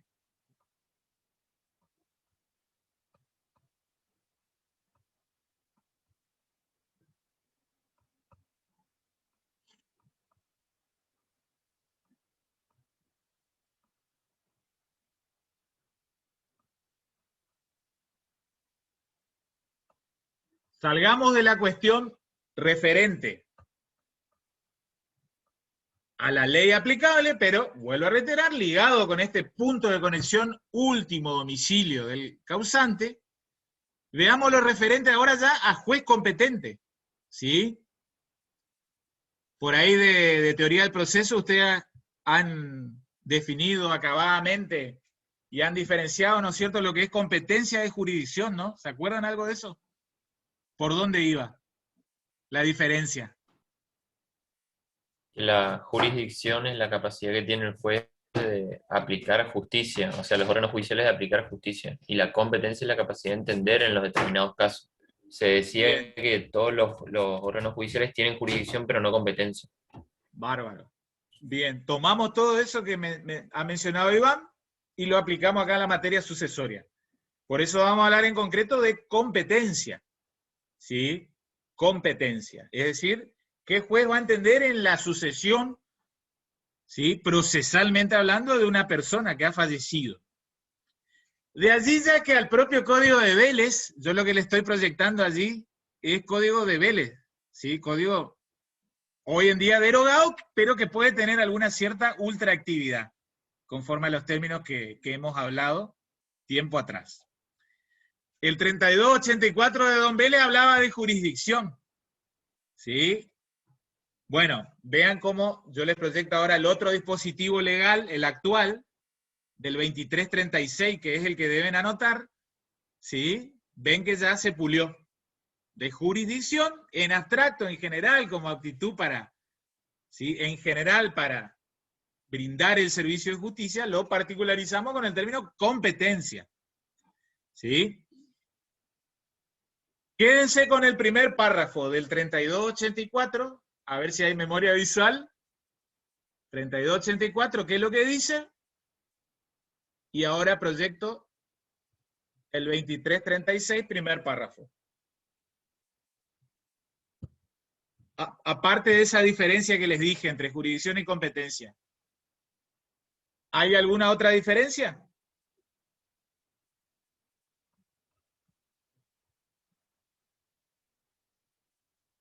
¿O no? ¿Quién es juez competente?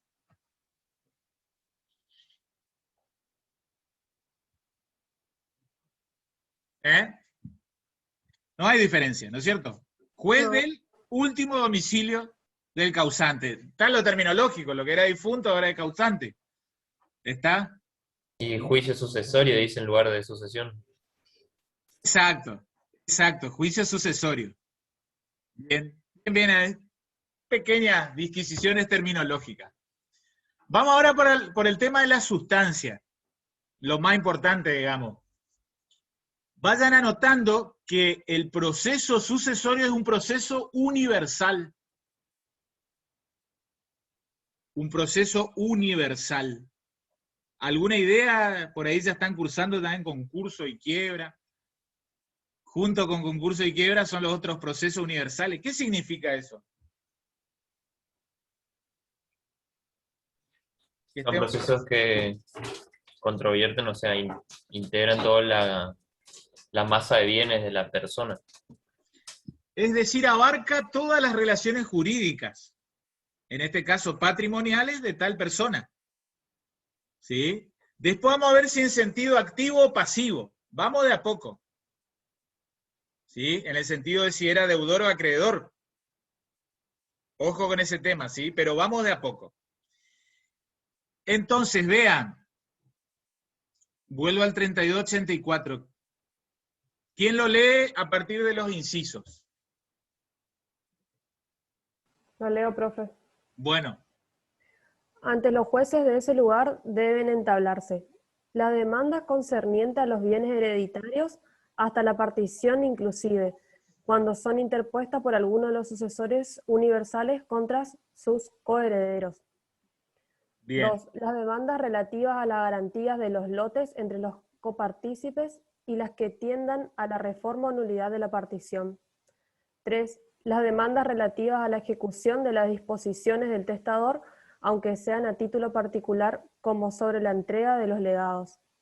4. Las acciones personales de los acreedores del difunto antes de la división de la herencia.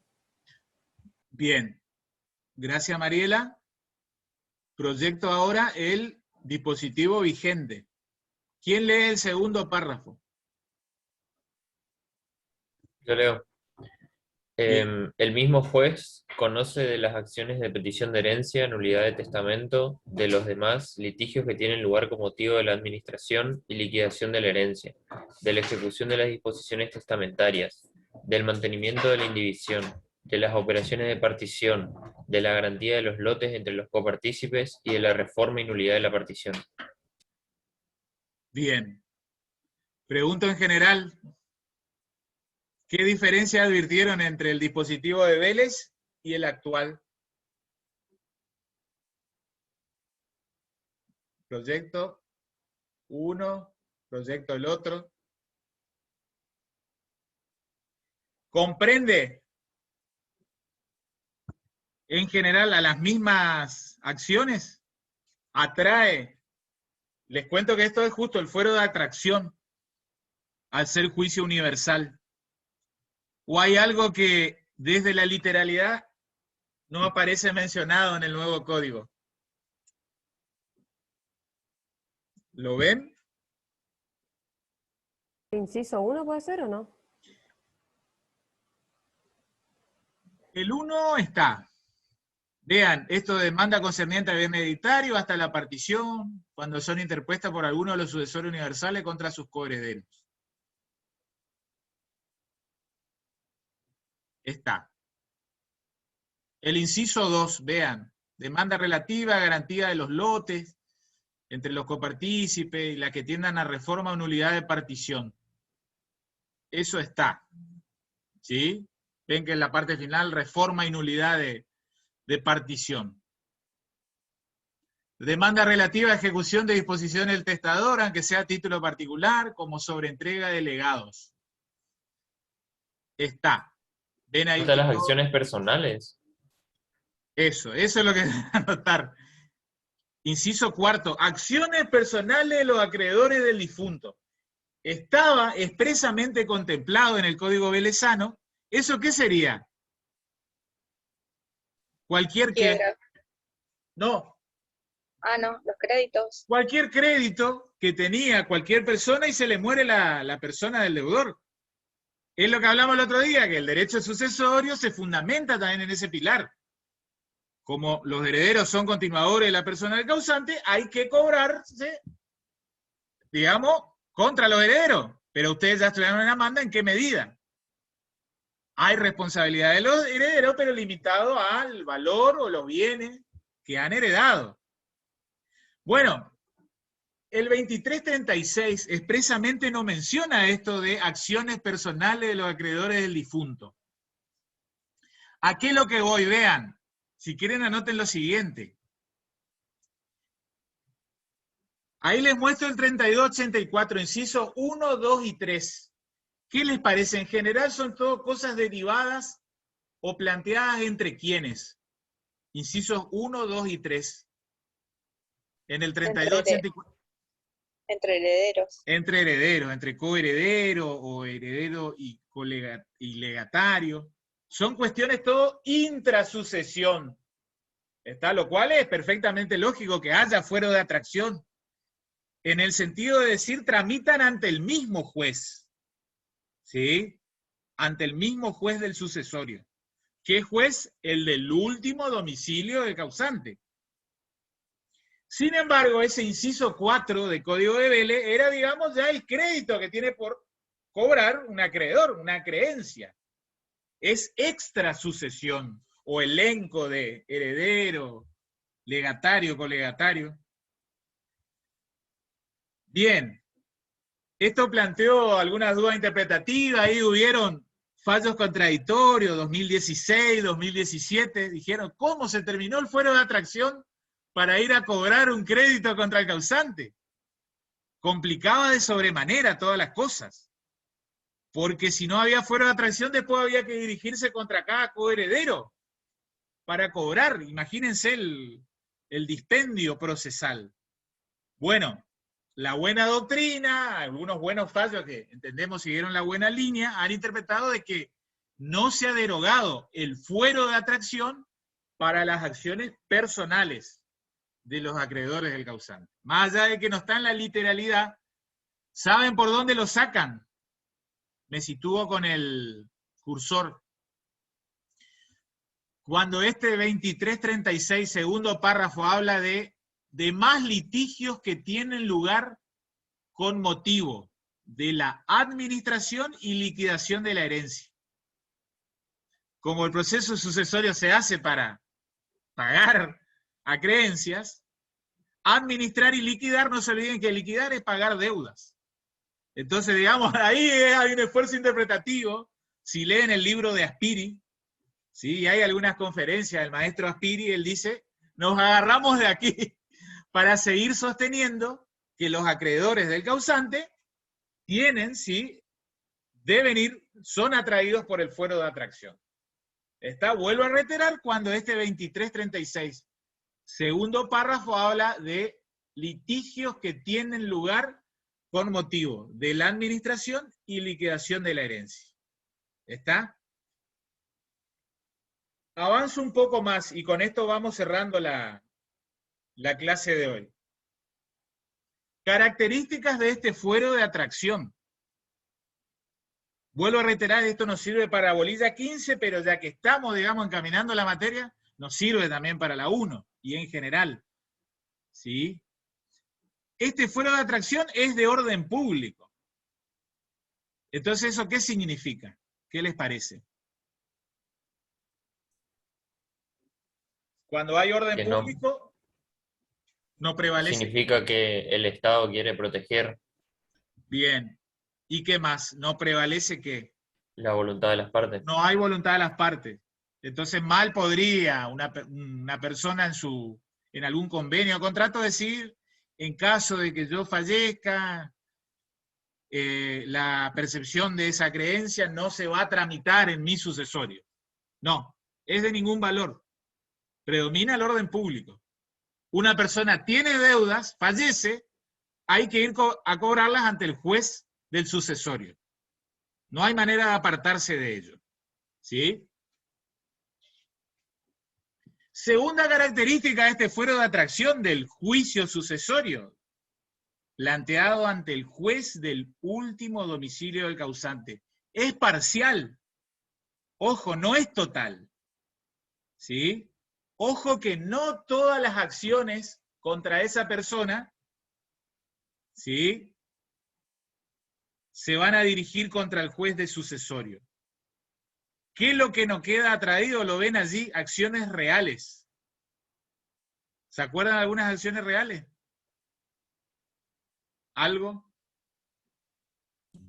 La acción negatoria, la acción de deslinde, la acción... Bien, por ahí. Eso no se dirige ante el juez del sucesorio. Tampoco las posesorias. No queda atraído. Tampoco juicios laborales. Ustedes saben que hay un fuero laboral, justicia de trabajo. Eso tampoco queda. No hay que discutirlo ante el juez del sucesorio. Y tampoco, como lógica consecuencia, el otro proceso universal de concurso o quiebra. Es como que chocan dos potencias, dos juicios universales. Como regla general, en principio no hay atracción entre los mismos. Uno no atrae al otro. Después hay algunas particularidades que por ahí en Bolilla 4 vean o van a ver con Amanda. Pero vamos de a poquito. Hay casos limítrofes. Cuando uno dice casos limítrofes es porque está discutido. Algunos dicen que no atrae, otros dicen que atrae. Por ejemplo, usucapión. Por ejemplo, la ejecución hipotecaria. Hasta acá es todo patrimonial. ¿Sí? Pero ojo que hay una acción que es extrapatrimonial, pero con importantes implicancias patrimoniales. Como un juicio de filiación contra el causante. ¿Está? Está discutido, la jurisprudencia mayoritaria entiende de que debe plantearse ante el juez del sucesorio. ¿Sí? Es la última línea, digamos, de 5 años hacia aquí. Tercer característica de este fuero de atracción del juicio sucesorio. Funciona de manera pasiva. Es decir, en todas aquellas causas que el causante era deudor o demandado. ¿Sí?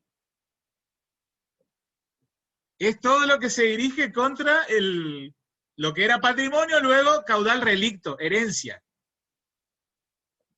Si los acreedores tienen por cobrar algo, porque el causante era acreedor de algo, el cobro de ese crédito no se tramita ante el juez del sucesorio. Tiene que seguirse las reglas ordinarias de competencia. Vuelvo a reiterar, el fuero de atracción es pasivo. Todo lo que el causante debía cumplimentar. O si ya fue demandado en vida, continúa, ¿sí?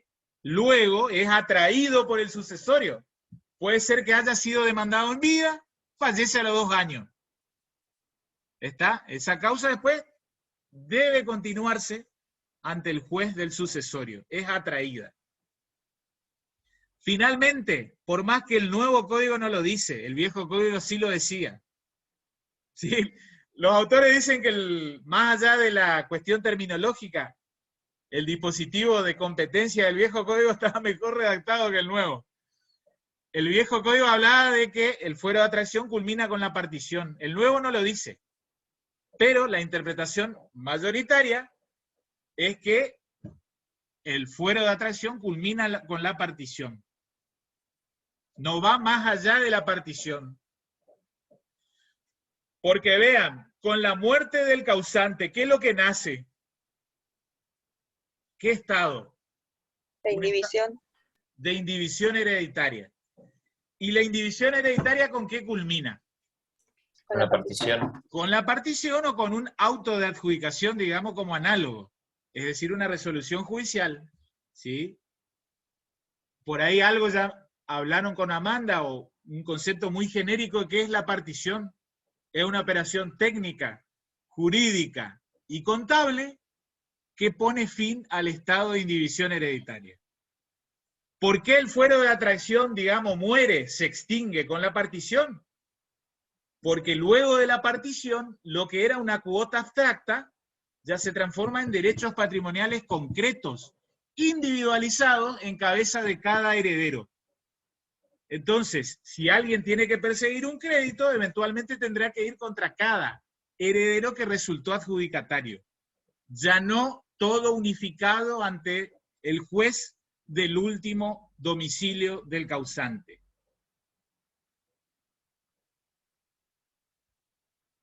Bien. Pregunto, ¿se entendió esta cuestión de competencia y fuero de atracción? En general, Perfecto. después en la 15 vamos a profundizar.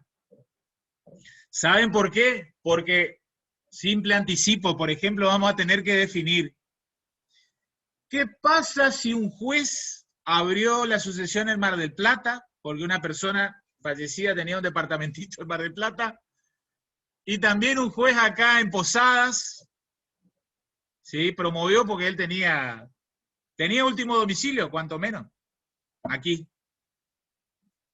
Hubo un juez que previno que era el marplatense. Hay un juez posadeño que también está interviniendo aquí. ¿Dónde se tramita? ¿A dónde va esa sucesión? Son conflictos que pueden haber. Después puede haber otro conflicto, una persona que muere en parte intestada, en parte con testamento. ¿Quién atrae a quién? ¿La intestada al testamento o el testamento a la intestada? Bueno, lo vamos a definir en la bolilla 15. ¿Sí? Pero son todas cuestiones prácticas. ¿Sí? Es interesante poder, digamos, definirlo. Vuelvo a preguntar, ¿alguna preguntita de este tema? Con esto cerrado la 1, ¿sí? Y parte de la 15, vean ya como hicimos un salto sideral. La clase que viene, digamos que va a ser grabada, yo voy a hablar de aceptación y, bueno, del derecho de opción. Simple anticipo, digamos, ¿qué es lo que se viene? Les cuento. ¿Se acuerdan que en algún momento hablamos de que el viejo código hablaba de heredero forzoso? Lo que era heredero forzoso ahora es ¿cómo se llama? Heredero ¿cómo? ¿Legítimo no era? No. No, porque el legítimo es llamamiento legal. Pueden ser Universal era el forzoso, ¿no? Legitimarios. Legitimario. Porque el legitimario tiene legítima. Aquella parte o porción de la herencia de la cual no puede ser privado. ¿Sí? Sí. Viejo código. Habíamos dicho que había que poner que era distinto uno de otro. Sí. Bien. ¿A qué es lo que voy? Cierro la idea como anticipo de lo que después van a encontrar en ese video de bolilla 3. No hay heredero que obligatoriamente tenga que aceptar la herencia. Es decir, obligatoria o forzosa desde el punto de vista del heredero. En todo caso es forzoso desde el punto de vista del causante. ¿Se entiende? Porque el causante en todo caso no lo puede desheredar hoy en día. Cualquier sucesor puede aceptar o repudiar la herencia. ¿Sí? Puede aceptar o repudiar la herencia. Aceptar o renunciar. Entonces vamos a ver cómo esa alternativa dual de aceptar o rechazar es lo que se conoce como el derecho de adopción. Entonces en ese videíto, que es la esencia de la bolilla 3, vamos a ver cuál es el plazo para aceptar o rechazar la herencia. Ahí van a ver que hay una evolución entre lo que era el código de Vélez y lo que ahora, con mucha mayor claridad, regula el nuevo código. Y también vamos a estudiar cómo hay casos en que si bien no hay una aceptación expresa de la herencia, hay una aceptación tácita. ¿Sí? Y cuando hay aceptación de la herencia, ustedes saben, de a poquito van estudiando con Amanda, que la aceptación lo es bajo el sistema de responsabilidad limitada. O como ha dicho Fabiana, bajo beneficio de inventario en el viejo código. Terminología que desapareció ahora. Pero también saben que hay veces que la gente pierde ese beneficio de responsabilidad limitada, ¿no? ¿Cuándo? ¿Vieron algunos casitos? Cuando algún heredero oculta alguno de los bienes de la sucesión o actúa fraudulentamente. O sustrae. Y ojo, porque cuando hace esa actitud, pierde el derecho de adopción. Entonces pierde a esa facultad de decir, yo no quiero recibir los bienes de esa herencia. ¿Está? Vean qué gravoso que es, porque cuando hace eso, pierde el derecho de opción. Acepta la herencia y a su vez sin responsabilidad limitada. O sea, el deudor, el acreedor de deuda del causante puede ir contra el bien personal de ese heredero. Y aparte había una tercera sanción gravosa, que era que ese heredero pierde el derecho a participar en el bien que sustrajo, a heredar el bien que sustrajo u ocultó. Bueno, ahí vamos a hablar algunas cositas, probablemente algo de cesión de herencia, hablemos. Así que bueno, es un poco el anticipo de lo que se viene a continuación. ¿Estamos? ¿Alguna preguntita, gente? ¿Estamos? No, profe, está bien. Me voy despidiendo entonces. Buen fin de. Buen fin de semana, gente. Profe, gracias igualmente. Hasta luego. Como les digo, el jueves, viernes yo les Hasta mando luego. algo al correo y demás. Gracias. Buen fin de. Profe, nos vemos. Chau, chau. Ahí corto la grabación.